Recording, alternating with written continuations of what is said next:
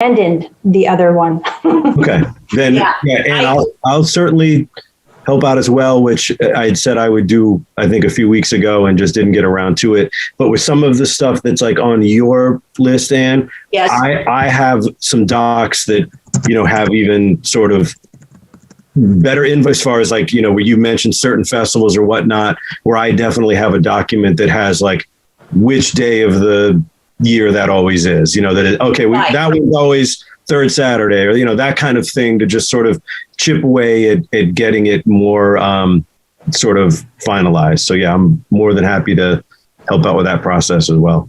Okay, good. Because I was thinking that was a good idea. I saw that you're going to have festivals every third week and stuff like that. So those details, you probably know more than anybody about a lot of the events. So that's great. And I did a handwritten thing, but then Todd did, had what I had, but extended it out. So this one in the packet, I think, is a great starting place. And then with your details, that'll help with the website. So I make a motion. We have a subcommittee of Scott, Todd, and I, and we can meet and kind of get things more efficient and work a little faster. I don't think we need a motion for that. We don't need a motion? Okay, good. I think we can just create a working group. Yeah, let's call it a working okay. group. All right, great. Can I ask a question? I'm curious about, and you may have talked about this last time, how open is, because I know we don't have a budget right now, how open is the town? Are we going to have they mentioned that they're okay with, like, they're going to be excited about us having a website and help us out? Or is this something else we need to write a grant for? Like, I was curious about the costs and where that was going to, who's going to pay for it, where the money was coming from, and all of that. And if they had already said something, since I wasn't here last week, so I don't know. No, there hasn't been any approval of any monies for this. One of the things that we've been told is that if we have items that will require town funding, that we identify them early, because the budget process is going to start sometime in July or maybe August, and that we should have our requests identified and the backup for those, so that we can participate in the budget recommendation process. And, I think it would come under economic development, for the town, cultural and economic development. So I have a feeling we get a very good response as long as we keep it within a certain budget to start with, and then more money could be put into it over time. But Tony, I don't know if we need to talk to the town manager or select board about it right now. I mean, your feedback on that? I think we need to have some ballpark cost on even the frugal one. If it's a couple $100, I think we identify it and see if there are funds available, because there's maybe a budget underrun on something. I have no idea. I haven't spoken to anybody other than to identify that we should be preparing our budget requests if we have items that we think are going to require town funding. Okay. Well, I say we move forward. And, if the town doesn't want to do it, maybe there's a group out that just starts a website for arts and culture. Maybe there's somebody who's a supporter of the arts who is willing to fund it. Yeah. And, at least we will have done the groundwork, and it can, hopefully it can happen. One question, though, Anne, the frugal approach, will that include a calendar, or will it simply be a listing of the types of events that are occurring? What I see it as, and this would be a frugal approach, otherwise you have to pay someone to update all the time, or a town employee, it gets very complicated. So like on that Marion County one, if you just go to the arts district, and I'm not saying we promote every business in town, but you kind of have a certain event, literature festival, PEA lectures, and you say it's available, and then there's a link for further details and calendar based on the individual's website. So I'm seeing something that it's like our art gallery website. I update it, but I don't update it very often, but you can mix pictures up. You can update as things come and go or change dates. But I see it as something that I called it static, but something that's more simple, elegant, and gives you a feeling for all the choices to further research from the site. So. Any other discussion? So any feedback on the list, get it to Ann, and sounds like Scott, you and Todd, or Scott, you're going to get some information to Ann, and Todd, you're going to work with Ann on helping to pull something together for a website. Great. Yes, so we'll try to meet before our next meeting and okay. The other thing, grant opportunities, I included in the packet the description of the grant opportunities from the Hampshire Council on the Arts for those events that are to take place from November through till next year. That's where there's, I think, a maximum of $6,000 available, no matching funds required for those. I don't know if we've got any candidate events. I know, Scott, you had mentioned you thought there might be some that we should either advise people to seek funding for, or if there's something we think the town should promote itself, we should identify who in the town should be the lead sponsor of that application. So I don't know if anybody had a chance to look at it. It looks like it's a good opportunity to get some cultural events with local talent in Exeter. I think the best way to spread the word about this kind of thing is through XTV. I mean, they're good at creating social media content, that has links to the details, but that it's part of their weekly reports and that kind of thing. I just think that's the best way, like someone mentioned. I mean, it can be on the town website, but it's just buried in all kinds of data. And so maybe we can, I don't mind doubling back with Bob and getting him the info on the grants, and then maybe doing some sort of little push just to get the word out to different artists, different organizations, and, kind of a rah, let's get as many people, in the mix as possible. Okay. And one thing I had taken on, and it unfortunately didn't make the packet, it is a town document, and it's the Town of Exeter Master Plan. And I don't know if any of the committee or commission members were part of that planning process. I think, Scott, you were probably at some of those planning meetings. Yeah, I think so, yeah. But there were some arts-related items, and I'll just read it because I printed it out, and this is from the Exeter Master Plan, page 46. So there's three items, three items that are related to the arts, and I'll just read through them. Work with local arts organizations to promote art installations in public spaces, prioritize locations that would provide the best opportunities, identify ways to engage the community in public art. So that's the town planner is the lead on that. Exeter Arts Committee, which of course we are, I guess, the replacement for, was the town support, and the time frame on that was short term. So it's clear in the master plan that the participants in that thought enough of art installations in public places that made it to the list of actions in the master plan. The second one, and this is one that we discussed at least last meeting, maybe two meetings, prioritize improvements for the town hall. Collaborate with the work being done by the Exeter Chamber of Commerce to make the space more user-friendly. Estimate costs and develop a 10-year schedule of improvements. That's the town manager is the lead on that. Public Works, Economic Development, Arts Committee, and the Select Board also on that. And that was a short-term item, was to prioritize the improvements for the town hall to make it a workable space. And then there was a sub one, continue to work with the Chamber of Commerce to identify funding mechanisms to augment town resources for town hall improvements. Consider fundraising and grants to augment town resources. Again, the town manager and Public Works, Economic Development Commission, Arts Committee, and the Select Board were support for that. And that was midterm.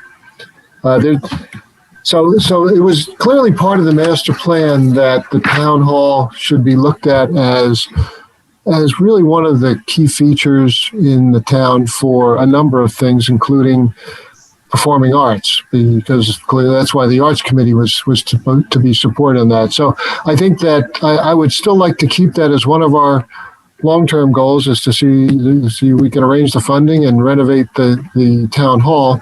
But there may be some shorter-term actions, looking for grant funding working with Exeter TV perhaps to see as they do their improvements, there are things that maybe would benefit the multi-purpose use of that space, as well as using it for public access TV.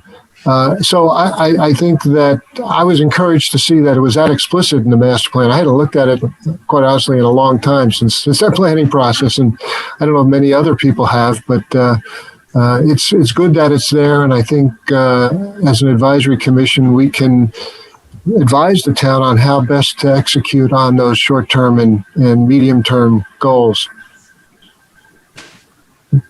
Comments, questions, thoughts? I can jump in.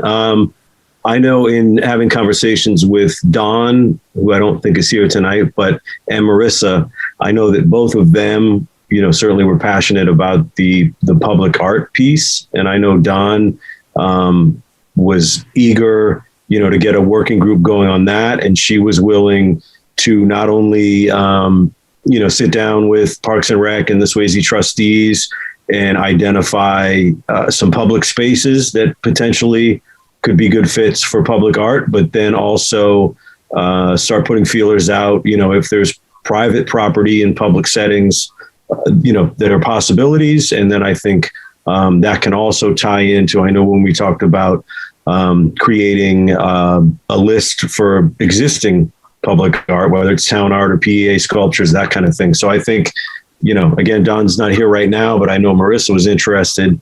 So I think, if we seem to be splintering off into some work groups, I think the time would be right to get going on that as well.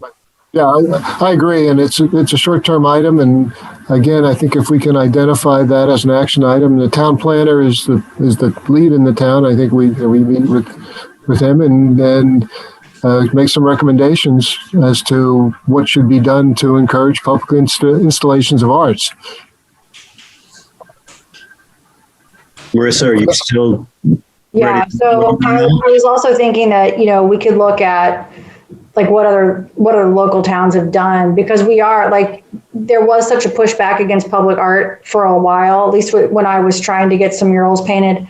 So I'm sure that there are things that are probably a little more manageable, but I know we have a totally different select board now. So, but we've seen those, I don't know if it's Salem that has the shoes, there's places that have the sculptures and each artist kind of bids for one, or there could be sides of buildings or fences, something that if it's something that needs to be temporary, it can be painted over or removed. But yeah, I think I'm all for that, especially if it's community mural where the community's involved and students and children can come out and paint. So I think I will definitely work with Dawn, and hopefully we can get something together to share with you for the next meeting. That'd be great. And I'd like to take the lead on the town hall, and if there's anybody else who'd like to work on that with me, I'm more than happy. I'm more than welcome to help. But I'd like to talk to Bob Glowacki and talk to Public Works and Economic Development about really what were their thoughts on this.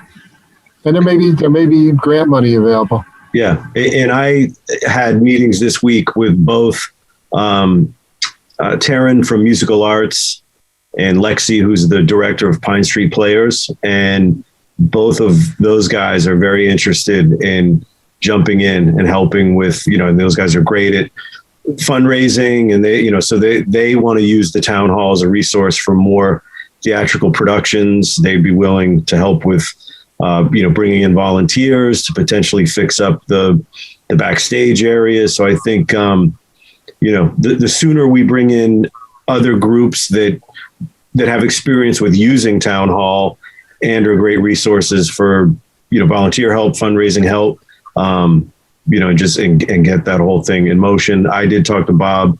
He said he would find that little binder he had of the sound and lighting upgrade, estimates that he had, just so we have something as kind of a, work in progress, and then, maybe get a couple other quotes or people to come in and just give us some ideas of options and budgets. Yeah, because I think that's one of the, you talk about fundraising, that's a natural for, buy a chair type of Right. thing, Yep. and you can raise some significant money that way. Good. Okay, Scott, so you and I will connect on that and just make sure we know who's talking to whom on this. Okay. Sounds good. Commission goals and budget process, we really kind of talked through that already, how, and we'll pull together some costs for the website and see if there's something we need to include in the budget. And I think as we go through both the public art and the town hall piece, we'll see if there's items that should be included in the budget process, whether it's a engineering study or HVAC study or whatever is needed for the town hall. So, is there anything else anybody wants to discuss about the goals and budget process?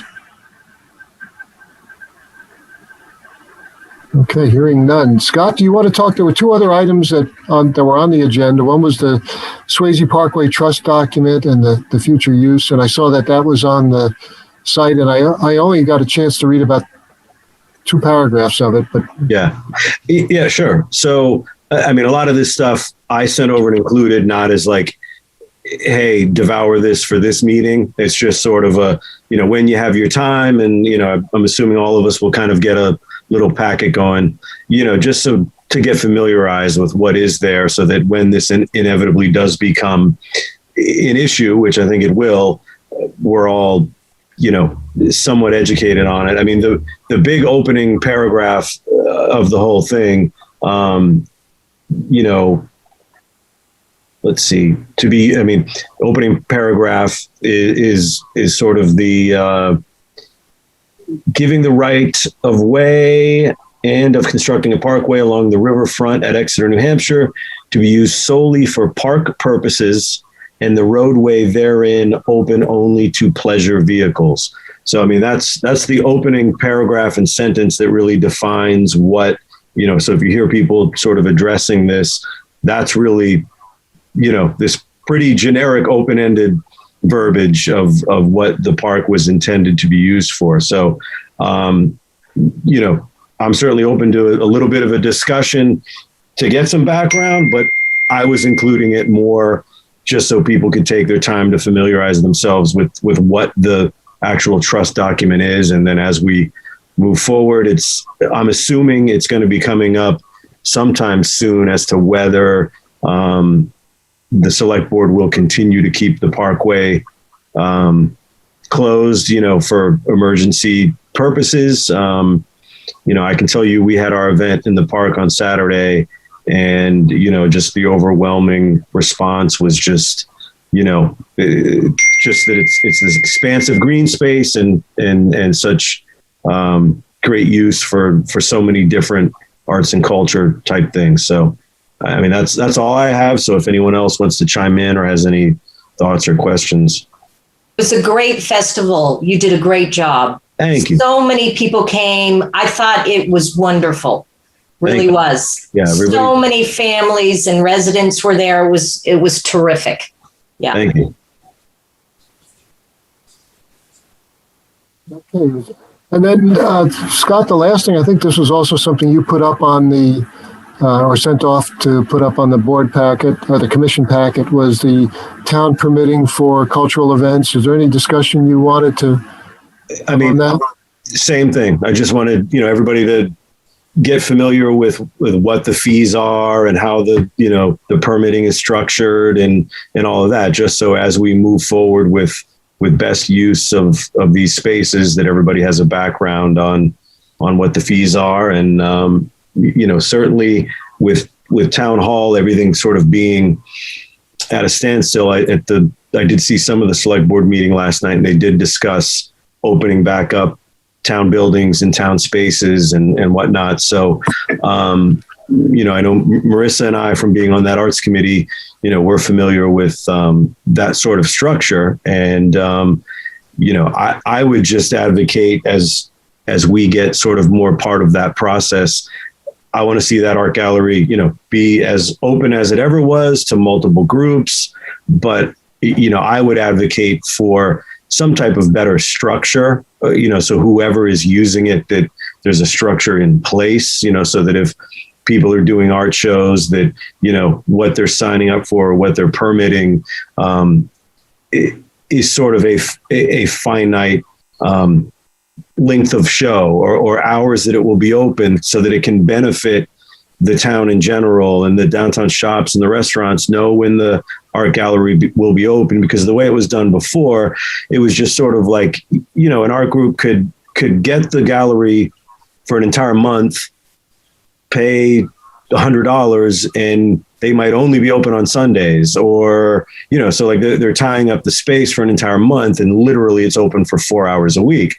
And so, I think we want to keep it inclusive, but at the same time, have some control over, hey, if the town is handing this over, like, let's maximize the use of it, and let's get a schedule going, so that we work on this website that we can say, hey, there's monthly art shows in this gallery, and it's open these days, and just improve the sort of best use of it.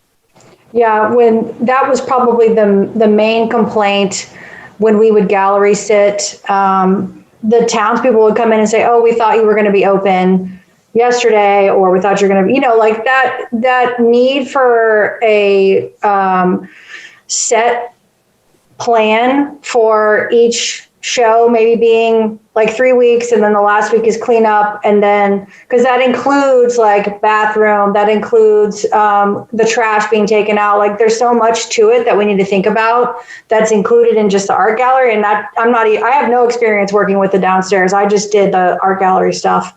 So I think that's imperative to move forward. And I think, the town select board would definitely be more amenable to us getting in there sooner if we have a really good, we thought about everything and we've created this document that they can approve. I think that will help us get in there sooner. So yeah, good idea, Scott. Scott, is there an existing, just for the downstairs performance space, you were talking about theatrical productions and such, are there existing lights? Is there an existing sound thing that would come with the rental or reservation of the space? There's not. I mean, that's really what needs to be addressed. There's some, very old, there's a couple Yamaha mains hanging way up on the walls that are connected to a mixer that's backstage, but most people don't even bother with that. There's a relic of a lighting contraption that I don't even believe works. So, I mean, it's really to a point that, that's something that there's certainly, some low hanging fruit options that, us that deal with live sound and, you can, these days, there's a lot you can do with $10,000, to have a nice built-in PA that can be used for concerts, that can be used for smaller theatrical productions. Even when Pine Street Players or these youth theater groups are going in, they're bringing their own PAs and setting them up on tripods and just taking up space and so it's bare bones. And the same thing happens, Todd, with film. Yeah, when they did the film festival, when they do that, they have to bring their own projection equipment, and there is a screen there. It's not very good, but there is a screen. Yeah, well, I'm wondering if it might be in our capacity to advise that the house equipment at Town Hall be enhanced somewhat. Not extravagantly, but just to make it a more attractive place for people to come in. If you want to do a huge production, of course, you'd be bringing in, or a special kind of production, you'd be bringing in your own stuff. But if there were house equipment there that were adequate for, a basic streamlined, so let's just say student production of something, Yep. I think it's multifaceted. It's not only an insult when you came in and saw what we're. I think it's multifaceted, Todd. It's not only the light and sound equipment, it's the heating and ventilation equipment. There is heat in there, but there is no air conditioning. So that really limits the scope of the time when you can do things. and it makes it just not comfortable and not a premium space to perform. So I think there's a number of things to look at, and if as we pursue this as a goal, whether it's short-term, intermediate, or long-term, I think we need to identify all that, come up with costs, and work with various folks in the town to see if there's some funding structure that can make this happen, whether it's a combination of philanthropy or grants or budgeted items or a fee structure. I mean, if you have a space that supports it, you can charge more fees and the payback will be much sooner. And they have done that. I mean, that's why it's in the packet. I don't know if anyone had a chance to look at it, but they did, it sort of used to be the same for everybody. So these major national political campaigns would come in and they were paying $125 to come in and just, take the place over. So, I mean, they definitely changed that. But I think that's another thing that maybe we put on the agenda for the next meeting is, this is something that's come up many times. And this is something totally in our purview, which is, advising the select board that these fees are invested back into the building, so that we're creating a fund, for this type of thing. And to Tony's point, that obviously if there's, better quality equipment there, it's certainly going to be a lot easier to get in speakers and this type of thing. And also, I don't know if everybody realizes, but, XTV is right upstairs in the town hall. So a lot of the events that happen there, they'll provide services or they'll record them or live stream them, and they're lugging equipment from upstairs to downstairs, to do PA and all this kind of stuff. And so, even for them, I mean, they're invested in it being more efficient to have a built-in PA and soundboard so that they're not constantly setting up from scratch. So, yeah. This could be a warrant article, couldn't it? To raise money for, I think, typically the way it goes, Bruce, is you get a study approved to figure out what the cost is, and then you put the cost Right. on the warrant. So whether Exactly. there's money available now to do a study, I don't know, or if it's a two-step dance here, and it's frustrating sometimes how long it takes, but that's the process. Tony, that's where I would. Sorry, I was late, everybody. By the way, I thought it was 6, Hi, Dave. and it was 5:30. I've been sitting here waiting to join in.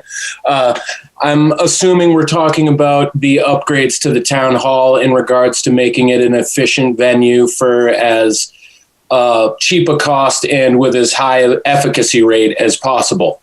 That's what I assume we're talking about. So I volunteered to be on the subcommittee that would be in, part of the study Tony's talking about, because I believe that the last time that building was looked at in regards to equipment and upgrading, we might be at a point where that cost and that equipment might be antiquated, much like a phone from 2 years ago or a computer from 5 years ago. The state of the art in that audio visual equipment is moving so quickly and becoming so much more available and cheap as we move along that I think I'd be a really valuable asset in the subcommittee to do a new study, to do a hanging line array PA system, really user-friendly, super easy to use for people not only that know how to run it, but even some laymen who end up having to whoa, I'm dealing with a lighting board and a soundboard here and running a show, like a Christmas theater production. How is it laid out? How is it labeled? How easy is it to run? And that's an area where, I have 30 years of experience of doing it myself, on a weekly basis. So I not only wholeheartedly agree that study and price needs to be done before we can start working on the funding to actually make it happen, but I just wanted to reiterate that me and Scott had a personal discussion about me volunteering to be on that subcommittee to make sure that we can do this as cheaply, quickly, and with the highest amount of efficacy as possible. But David, you missed the earlier part of the meeting, and I read some excerpts from the master plan that was developed, I think, in 2018. And one of the items was to prioritize improvements for the town hall, collaborate with the work being done by the Exeter Chamber of Commerce to make the space more user-friendly. And of course, we know that didn't go forward. Estimate costs and develop a 10-year schedule of improvements, and that's the town manager. So I just need to reach out to Russ and see what role we can play in helping to achieve this master plan action item. Cool. And I like the idea of a warrant. I've seen towns put out a warrant and the voters all vote for it. So not a bad strategy there. I mean, but we need to have a reliable indication of what the cost is for that. Right. Exactly. Yeah. Right. That's where Dave would come in handy. Yeah. Yeah. And there's going to be others because there'll be things that are outside of Dave's scope. Air conditioning. Absolutely. Yeah. Yeah. Especially like. Oh, I was just going to say, like, gallery-wise, pedestals and all of those things will definitely have to be a part of that as well. So I can help with that if needed. Absolutely. Yeah. I have no ego when it comes to saying what I don't know about. And that's like definitely not my territory. But I would like to bring in like Bob Dylan's monitor engineer, my close friend, and he was my sound tech for 14 years, Andrew May, who lives in Newmarket. And as far as like doing like the most cost effective and quality efficient production as far as lights, sound, and the stage as the crown jewel of like a performance center in our town, because between his expertise in sound design and how many studios and venues he's actually drawn up the plans for sound design, and my understanding of the committee and wanting to be cost effective, and my ability to research peer reviewed journals on the newest audio stuff, I think we can put together a really quality subcommittee that not only outlines the costs really well, but it has some really good name drops in there for us to get the thing sold and past the people we need to sell it to get the funding. Like, names like Bob Dylan. Yeah. I think that's going to help us out. Having been through these processes a couple of times and still having a few scars that have not quite fully healed, this is one where we need to understand what the scope is. What does the public want? After all, this is a public space, and we're going to need to do get some public input as to what do they want to see there, so that we know what the scope is of the improvements. If people want to see a circus there, that's not going to happen. But certainly for the types of performance art, visual arts that I think we all anticipate, I think that we can come up with a scope. But there's going to be things we haven't thought of. I mean, having gone through that process with the IOCA, there are going to be things that we haven't thought of. Maybe make sense, maybe don't make sense. But I think we need to listen to what people want to see happen in the town hall, because it is the town's hall. Yeah. And Dave, I think we just discussed different working groups. So we're not doing like official subcommittees. We're just doing working groups. So certainly you can be involved in the working group. And I think, take a look at the estimate that Bob Glowacki already worked on. I mean, I think this was a higher end $60,000-$70,000 PA. A few years ago, I'm pretty sure, right? Right. So yeah, I mean, this is definitely something we can all work on and just start, get the folder going and compiling information. So yeah, let's do it. And like I said, I will talk to Russ, because he's the lead on that master plan item, and just see what support we can provide for that. But I think it certainly is squarely in our purview. The master plan recognizes that our predecessor group was to be providing support for this. So I think it's perfect. It's right within the four corners of what we should be doing as an advisory commission. Absolutely. I don't have any other items. And I'm just being mindful of the time. I know Exeter TV needs to be off at 6:30. It's 6:22 now. Does anybody else have anything they'd like to discuss? No, our next meeting is June 8th. and that will be at 6:30 p.m. So just mark it on your calendars. And with that, if there's no other business, if I can get a motion to adjourn. Motion to adjourn. Second. 5 seconds. All in favor? Aye. Aye. I Opposed? It's unanimous. Thank you all for your time and for your work, and David volunteering, Scott, all your work, Bruce, yours, and Todd, look forward to your work with Ann. All right. Thank you.